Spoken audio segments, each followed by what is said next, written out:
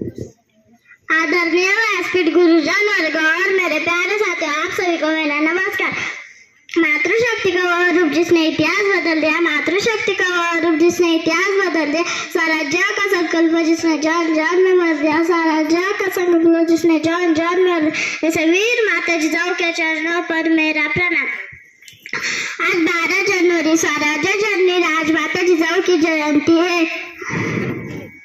आज सन 1598 में बुल्ढाना जिले के सिंध के राजा में उनका जन्म हुआ था। जिजाऊ मात्र एक रानी या मां नहीं थी, वे एक महान गुरु और रणनीतिकार थी। उन्होंने शिवबा को रामायण और महाभारत की वीरतापूर्ण कहानियां सुनाई। उन्होंने केवल तलवार चलाना ही नहीं बल्कि न्याय, धर्म और स्वाभिमान की रक्षा करना भी सिखाया। अंत में बस इतना कहना चाहूंगी कि यदि जिजाऊ माता ने वो हिम्मत में दिखाई होती तो आज हमारे इतिहास कुछ और होता। जो पत्थर पर अपनी छाप छोड़ दे उसे वीर कहते हैं, जो शून्य में से सृष्टि का निर्माण करे उसे प्रबल कहते हैं, और जो एक गुलाम राष्ट्र को स्वराज्य में बदल दे उसे साक्षात राजमाता जिजाऊ कहते हैं। धन्यवाद। जय हिंद, जय भारत।